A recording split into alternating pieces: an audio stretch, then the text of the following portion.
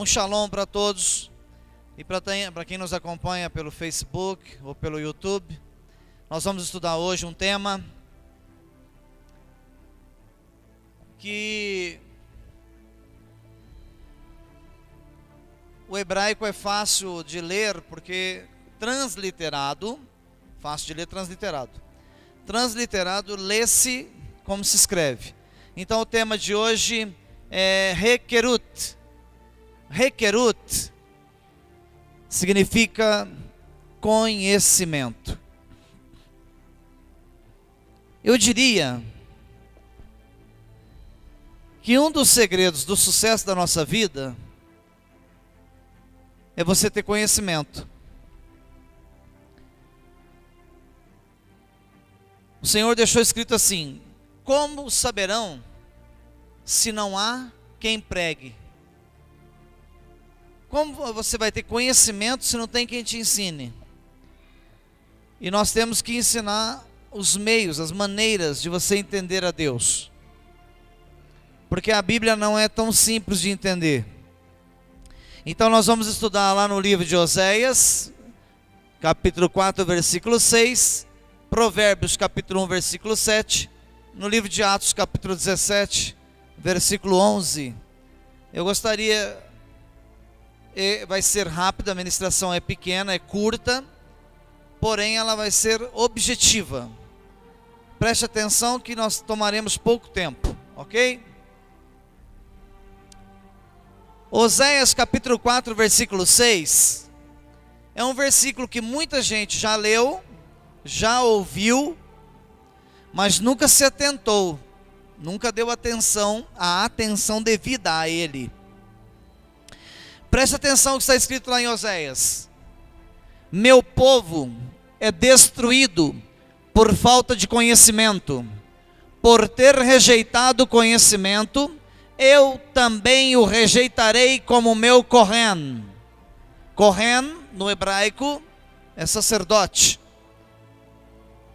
Por você se ter esquecido da Torá de seu Deus, também eu me esquecerei de seus filhos. A Bíblia, ela tem o pai, o homem da casa, como sacerdote. Então ali a palavra, ela tem duplo sentido, ou melhor, ela alcança mais objetivos do que o que parece.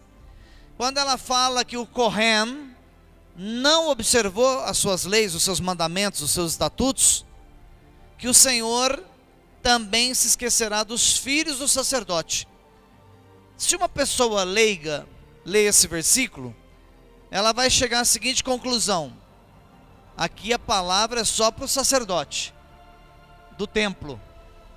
Não, mas a casa, a palavra nesse momento, ela é estendida a todo sacerdote.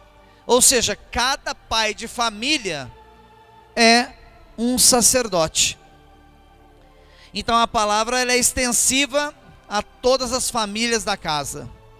E o Senhor está sendo bem objetivo, que a alegria, que a saúde, que a prosperidade, as bênçãos da sua casa, as bênçãos sobre os teus filhos dependem do pai, ou do sacerdote, ou daquele que governa a casa. Depende daquela pessoa ser observante das Escrituras. Então, se o tema da noite é conhecimento, se você não tiver conhecimento, você não ensina teu filho. O conhecimento, ele dá crescimento espiritual, ele traz ética para sua casa, ele traz regulamentos para sua casa. Então quando o Senhor diz ali assim, ó: por você ter se esquecido da Torá do seu Deus, também eu me esquecerei dos seus filhos. É muito grave, essa fala é muito pesada. Deus está dizendo: se você não dá atenção aos meus preceitos, aos meus regulamentos, então eu não vou dar atenção à sua prole. aos seus filhos, as bênçãos que deveriam ser enviadas à sua casa estarão restritas. Isso é muito sério. Mas vamos dar uma olhadinha um pouquinho para frente. Oséias capítulo 6, versículo 1, diz assim, estamos falando de conhecimento, ok? Do tema da noite, conhecimento. Por que eu estou frisando o tema conhecimento hoje? Eu sempre comento aqui nesse altar que nós não devemos ser meramente frequentadores de igrejas. Não importa a casa que você congrega, mas você chegar, sentar-se lá na igreja, participa da reunião, mas às vezes nem o líder e nem você toma conhecimento das Escrituras, procura conhecer. Eu vejo, ao meu entender, aquilo que eu leio nas Escrituras, ao meu entender é uma perda de tempo. Nem o líder está ensinando e nem a pessoa que está frequentando está aprendendo. Uma vez que não ensina, uma vez que não aprende, nunca vai poder colocar em prática. Então olha o que diz aqui Oséias 6:1. Venham, voltemos para Adonai, voltemos para Hashem, o Eterno, voltemos para Ele. Mas lá no versículo 3, diz assim, que nós conheçamos e que nos esforcemos em conhecer ao Senhor. O que é se esforçar? É você tirar mesmo cansado, porque todo mundo chega do trabalho esgotado, tenso, desgastado. Aí você não tem força às vezes para estudar, para ir no culto, para aprender, para ir num estudo bíblico. Então quando Oséias diz lá no capítulo 6, versículo 3, que nos esforcemos para conhecer Adonai, é que exige esforço, tempo. Você tem que, dedicação, tem que se dedicar mais. Então, aqui vem reforçar o comentário que eu acabei de fazer. Não é simplesmente você frequentar, mas o Senhor quer que você se esforce, estude, invista. Tem gente que fica na igreja 10 anos e não tem coragem de comprar um livro a respeito de algum assunto sobre Deus. Aliás, essa geração nem Bíblia às vezes estão comprando. Então veja só, amados, nós temos aqui nessa casa reunião na terça-feira, um culto de ensino. Na segunda-feira nós temos uma teologia judaica. Na quarta-feira nós temos um shiur. Na quinta-feira tem um estudo para mulheres. No Shabat nós fazemos o serviço da Torá. E no domingo à noite ainda temos um trabalho também de ensino da palavra. A pessoa tem muitas opções. Tem pessoas que, mesmo tendo essa quantidade de opções, elas não lutam para estar presentes. Ou seja, quantas oportunidades ela perde de conhecer a Deus. Tem um versículo na Bíblia que diz assim, ó: pedis, mas pedis mal. Por que uma pessoa pede mal na sua oração? Porque ela não alcançou o conhecimento devido para aprender a orar. Por que Deus não ouve certas orações? Porque a pessoa ora errado, com o objetivo errado, com o intuito errado. As suas petições são levadas numa balança. Quando você pede alguma coisa, a primeira coisa que Deus avalia na sua petição é qual a intenção da sua petição. Eu quero uma casa assim, assim, assim. De repente você não quer aquela casa porque você necessita daquela casa.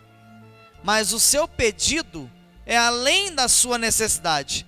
Você está pedindo uma casa para mostrar para os seus amigos que você tem poder com uma casa muito grande. Às vezes você pede um carro, que esse carro vai servir para você demonstrar poder poder de aquisição. Existem muitos casos assim, que a pessoa não pede às vezes por necessidade, mas ela pede por egocentrismo, por orgulho próprio.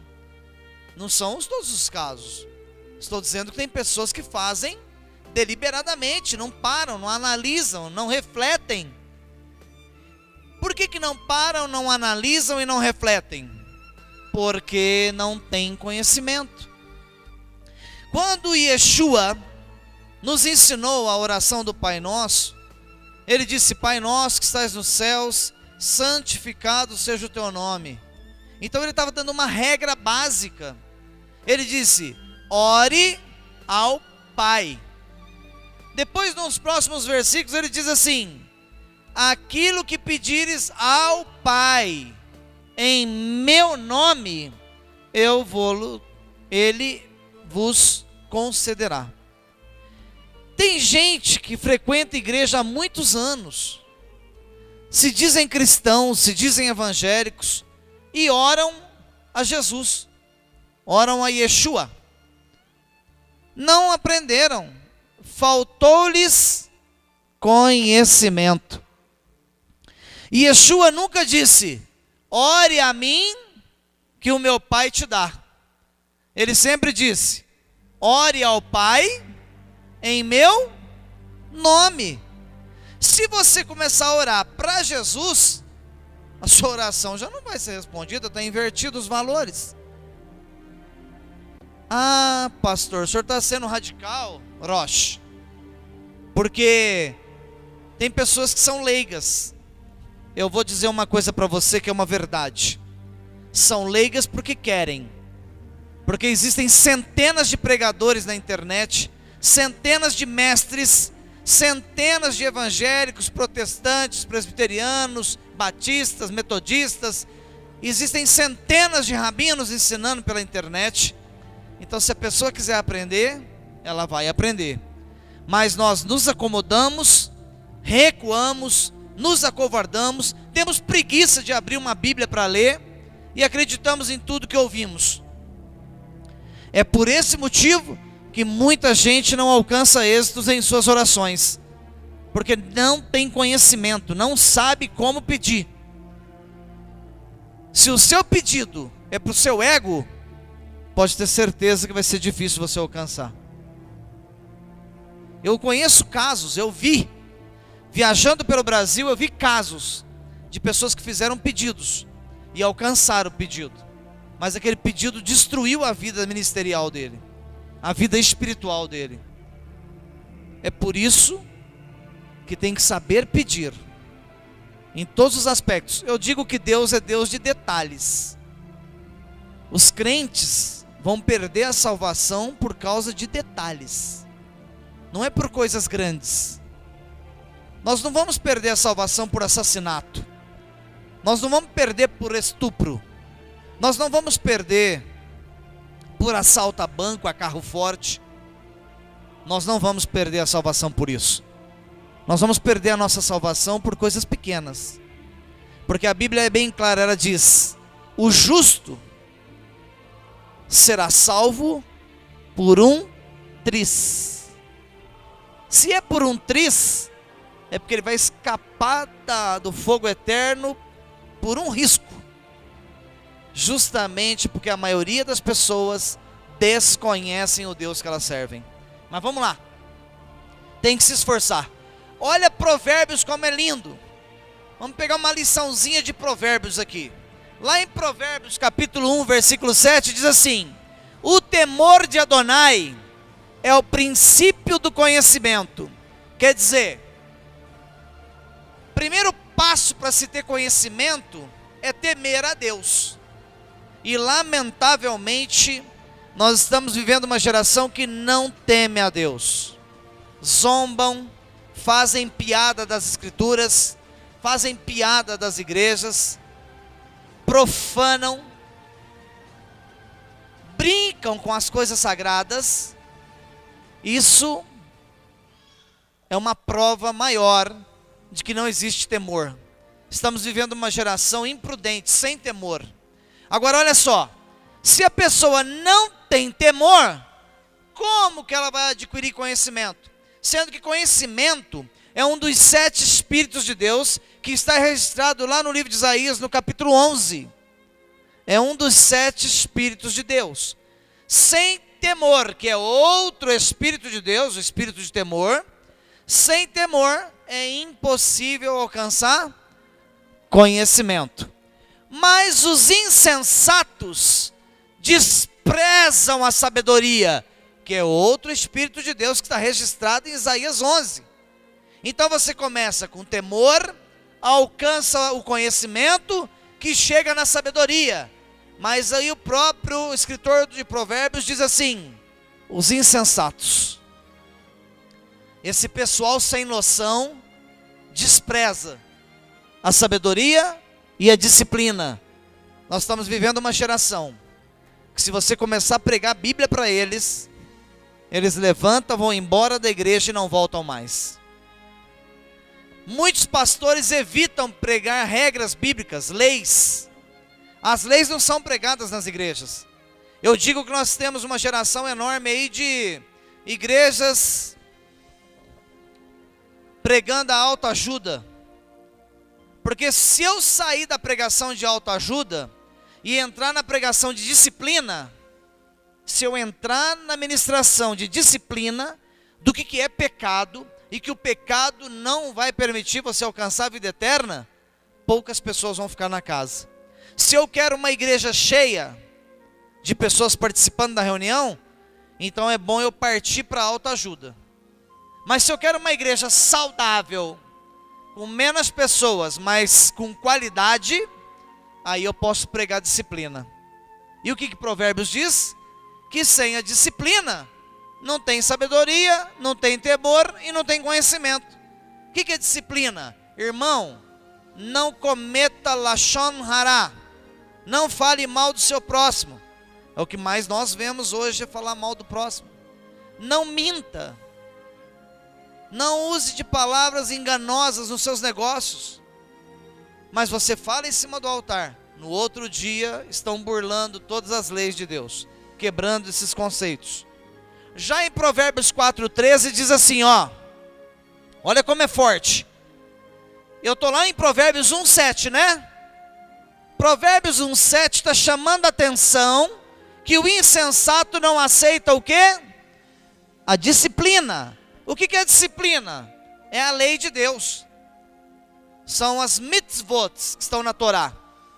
Agora olha lá no capítulo 4 de Provérbios, vem o reforço do capítulo 1, apegue-se à disciplina, não a deixe fugir, guarde-a bem, pois dela depende.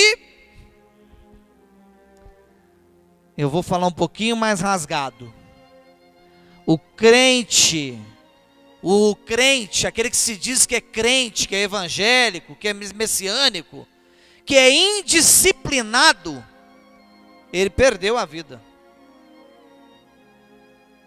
Mas se ele reconhecer, pedir perdão e fizer uma techuvá, fizer um retorno a Deus, a Hashem, automaticamente ele vai acatar a disciplina e vai ter direito à vida. Não é Provérbios que está falando isso? Olha lá. Apegue-se à disciplina, Provérbios 4,13. Não a deixe fugir, guarde-a bem. O que é guardar bem uma coisa? É você pegar aquilo e falar, não posso perder de jeito nenhum a disciplina. Se eu perder a disciplina, eu perco a vida. Olha o que Deus está dizendo, que você perdendo a disciplina, você está se autocondenando. Não perca a disciplina, guarde-a bem, pois dela depende a vida. Deixa eu esclarecer essa última frase. Então o Senhor está dizendo que o indisciplinado vai para a sepultura e para o cemitério. É abrangente essa frase. Pois dela, da disciplina, depende a vida. Espera aí. Se você chegar em casa, seu matrimônio estiver quebrado, arrasado, a aliança estiver quebrada, você tem vida? Não. É uma angústia. Se você acorda desempregado, olha para a tua família passando necessidade, você tem vida? Não tem vida. Se você acorda enfermo, sem condições de levantar da cama, você tem vida? Não. Se você vive no meio de uma família de guerras, atritos familiares, você não tem vida. Então a palavra de Deus está dizendo aqui, ó, se você simplesmente acatar a disciplina, vai ser difícil você acordar doente, vai ser difícil você acordar desempregado, vai ser difícil você acordar angustiado, vai ser difícil o seu casamento ter uma aliança quebrada. É profundo isso aí, é bonito, é bonito. A disciplina, ela é o equilíbrio da sua vida, da sua família, do seu matrimônio, dos seus sonhos, dos seus projetos. Eu nunca parei para pensar por esse lado, mas depois que eu li isso em Provérbios, se você não se disciplina, deixa eu te fazer uma pergunta. Você ter dia para servir a Deus e ter hora, é disciplina? Ah, é. Mas a maioria dos crentes não tem dia e não tem hora. Então eles não têm disciplina. Como que Deus vai abençoar uma pessoa indisciplinada? Eu sempre comento aqui o seguinte: não vai trabalhar amanhã não. Você que trabalha em alguma empresa, não vai trabalhar amanhã, ou mesmo que você trabalhe por conta, para você mesmo, não abra seu estabelecimento amanhã, mesmo que você tenha agenda, mesmo que você tenha clientes, mesmo que é um estabelecimento de portas abertas ao público, não vai amanhã. O que vai acontecer com você? Se você tem uma empresa, você não vai vender amanhã. Se você trabalha para alguma empresa e não for trabalhar amanhã, automaticamente você vai receber uma advertência, uma suspensão. Por que no teu trabalho você nunca falta? Só em caso de morte. Mas para Deus você serve o dia que você quer. É porque nós somos indisciplinados. É por isso que os nossos projetos, os nossos sonhos, não são bem-sucedidos. Ok? Agora olha novamente. Provérbios 6:23. Pois a lei, a mitzvah, é lâmpada, a Torá é luz, e as advertências da disciplina, caminhos para a vida. Provérbios foi bem claro. Tanto o capítulo 1, versículo 7, o capítulo 4, versículo 13, o capítulo 6, versículo 23, está dizendo uma coisa só: crente indisciplinado não tem campanha, não tem oração que vai mudar os projetos na sua vida. Porque a indisciplina neutraliza as bênçãos. Neutraliza. Vamos em frente para nós terminarmos. Efésios 4:14. Olha que legal isso aqui. Nós estamos vivendo uma época interessante. Eu conversando com os amigos esses dias, eles disseram assim: sabe o pastor fulano de tal, seu amigo? Eu falei, sei. Ele quer fechar o ministério. Eu disse, por quê? Ele não suporta mais a quantidade de gente que chega e a quantidade de gente que vai embora. Nós estamos vivendo uma geração de crentes itinerantes. Antigamente eram os pregadores que eram itinerantes. Nômades. Crente nômade, ele não tem raiz. Crente nômade, ele não tem identidade. Crente nômade, cada dia ele senta numa placa de igreja diferente. O crente nômade, ele não sabe quem ele é. Agora olha o que diz o livro de Efésios, lá no capítulo 4, versículo 14. Não seremos mais crianças, levadas de um lado para o outro, por ondas. Nossa, fiquei sabendo que o culto naquela igreja ali é tão lindo. Nossa, mas você não está sabendo? Lá no outro bairro, lá tem outra lá que é maravilhosa. Aí todo dia você é levado por ondas. Você vai conhecer uma, quer conhecer a outra, você quer ir para outra. Está sempre mudando de igreja. Agora olha o que diz aqui a próxima parte do versículo. Nem jogados por todo vento de ensino. Vento de ensino. Então tem ensinos que não procede de Deus. Ele é apenas um vento. Alguém lançou. É um vento. Não tem fundamento, nem base, nem alicerce, nem raiz. Agora olha que legal. A mercê. Aí você chega numa igreja, o cidadão que está em cima do altar, não desrespeitando os pastores da minha cidade, que nem muita amizade eu tenho com eles. Eu não estou falando nomes aqui, mas é uma realidade, uma verdade. A maioria tem pouco conhecimento de Bíblia e fica numa guerra, cada um prega para um lado, cada um atira para um lado. E quem sofre são as ovelhas, porque não adquirem conhecimento. Não adquire conhecimento, não as leva à disciplina. Não alcança a disciplina, continua esses crentes meia boca que nós temos aí. Um monte de gente doente. Que se você fizer uma campanha para cura, vai 10.000 pessoas, tudo doente. E nunca são curados, porque se você fizer a campanha 10 vezes no ano, 10 vezes no ano vai aquela mesma turma. Porque não consegue alcançar a disciplina. Agora olha lá, a mercê. A pessoa se torna refém daquele pregador. Porque ele entra na mente, ele usa psicologia. Ele entra dentro da mente da pessoa. À mercê de pessoas astuciosas, que inventam formas de enganar. Ei, se alguém estiver assistindo esse vídeo, algum líder, não precisa ficar irado comigo, briga com Deus, não fui eu que escrevi Efésios. Ele só está dizendo que tem pessoas que estarão ensinando em cima do altar, que são astuciosas, e que pregam totalmente o contrário da verdade, distorcem a verdade.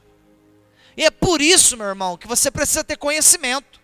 Você precisa pegar a tua Bíblia e analisar o que o seu líder espiritual está te ensinando. Se eu ensinar alguma coisa aqui em cima, que está fora do contexto, que não está escrito na Bíblia, eu sou um herético. E você tem o direito de me procurar e me corrigir. Mas as pessoas não. Elas vão na igreja, muitas nem levam a Bíblia e nem conferem o que o líder está ministrando e ensinando. Uma vez saiam de lá acreditando que aquilo é verdade. Ficam à mercê de pessoas astuciosas. O que está escrito aqui?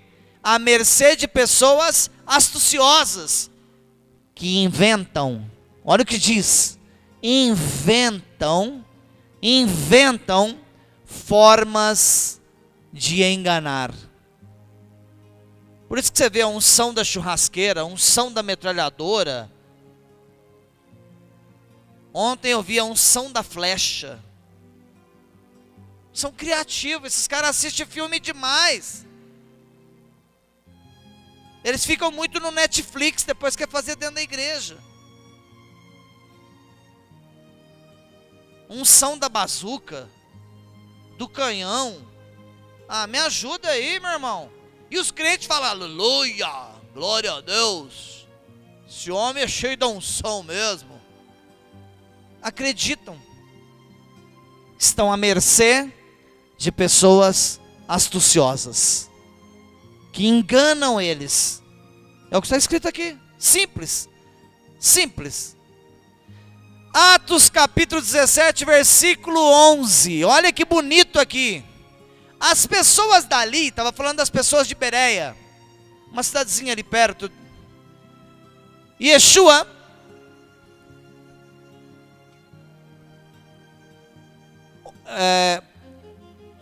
quando foi escrito esse versículo, foi feito um comparativo de uma cidade para outra.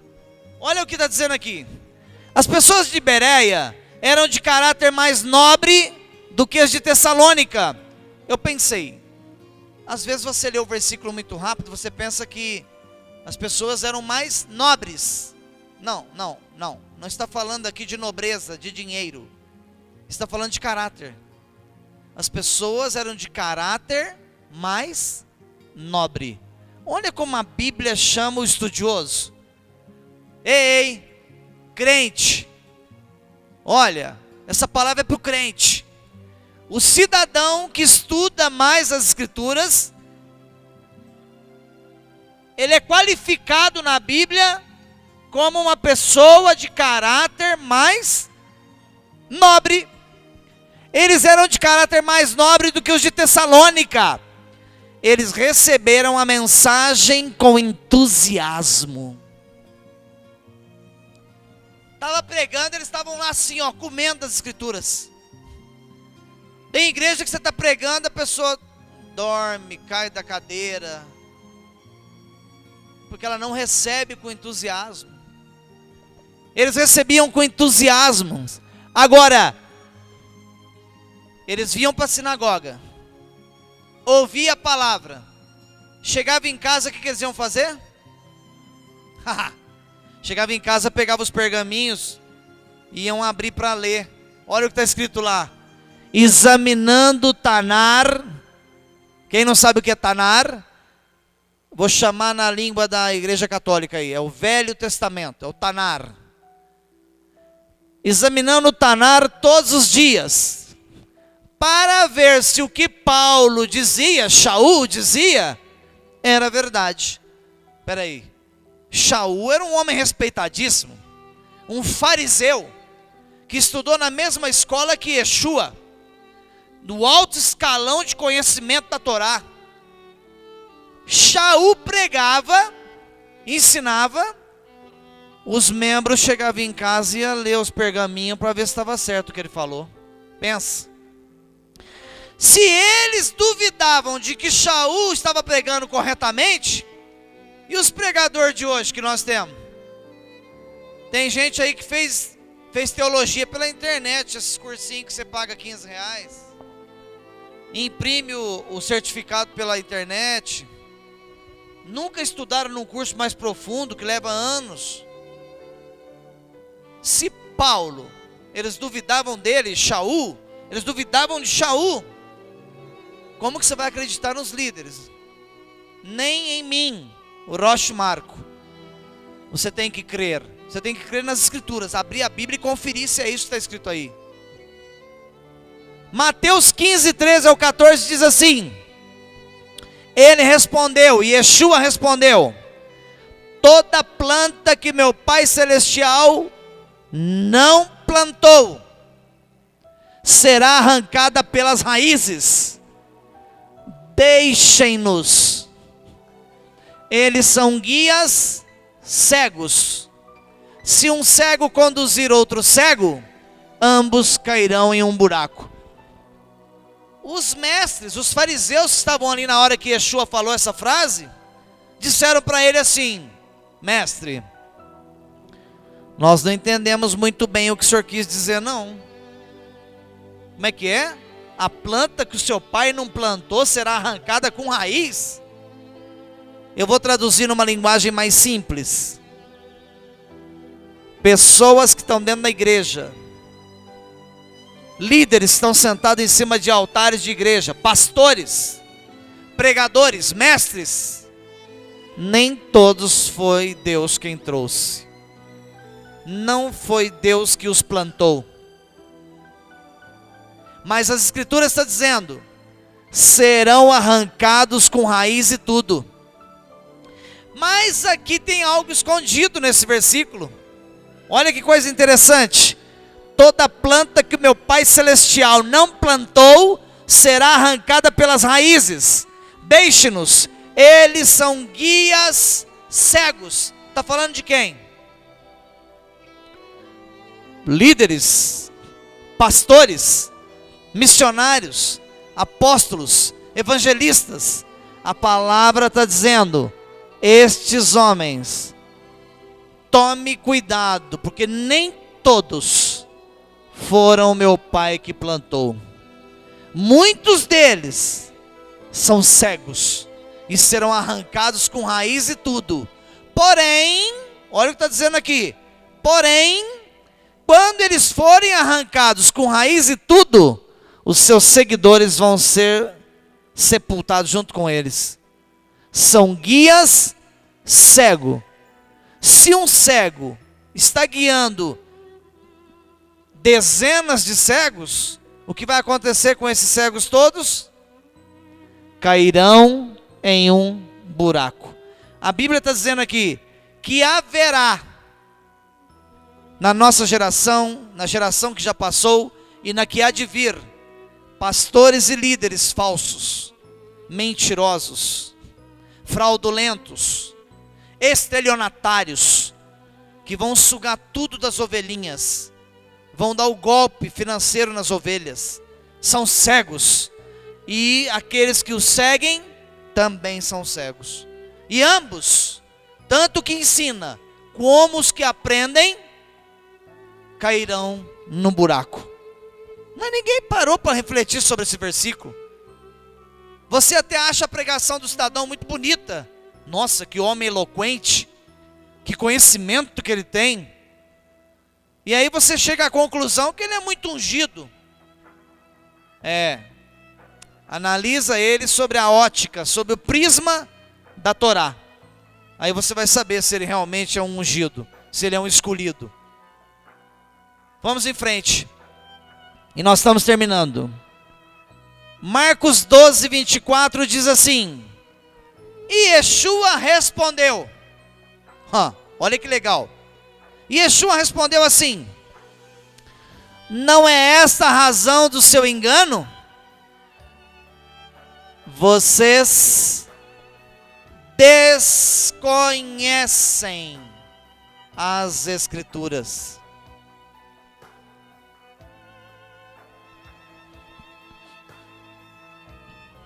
Pode desafiar qualquer líder aqui da sua cidade espiritual.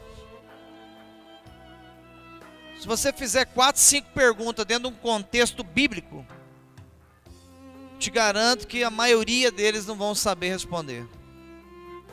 Não conhecem as Escrituras. Pregam superficialmente. Precisa de muitos anos, muitas horas de dedicação, e as pessoas não querem se dedicar. Então, olha o que está dizendo aqui.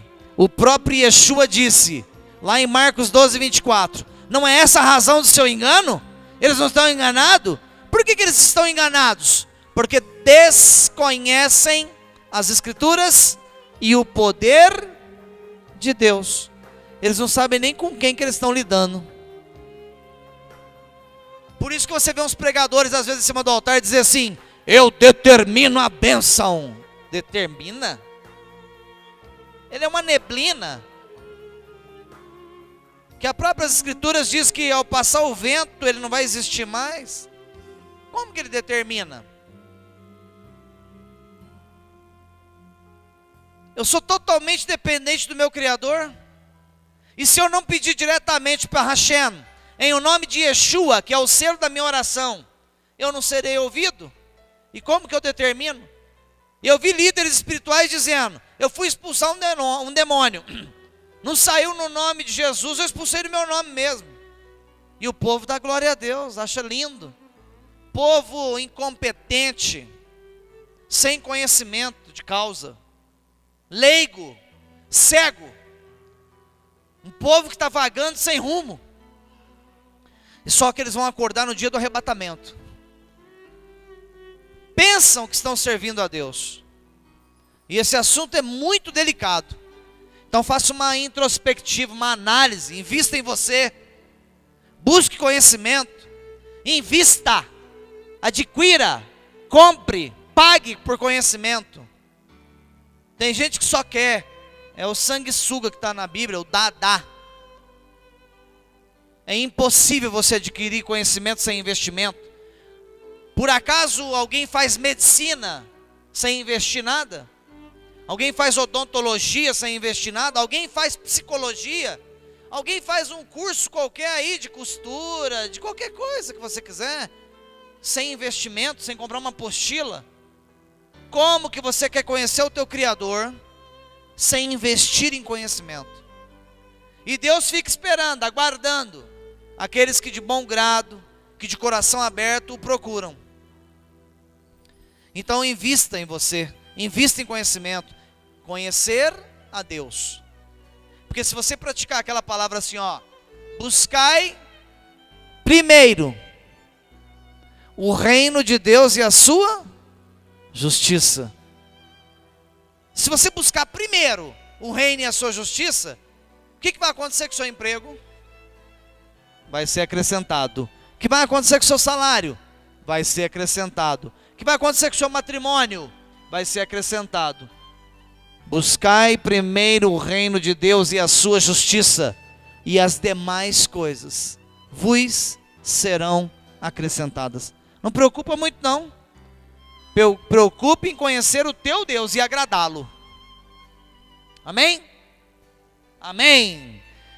Se você começar a acatar este conselho desta noite, em conhecer mais o teu Deus e colocar em prática, é o que está escrito lá no 5º livro da Bíblia. 5º livro da Bíblia, Devarim. Eu sempre cito isso aqui. Capítulo 28, versículo 1. Se atentamente,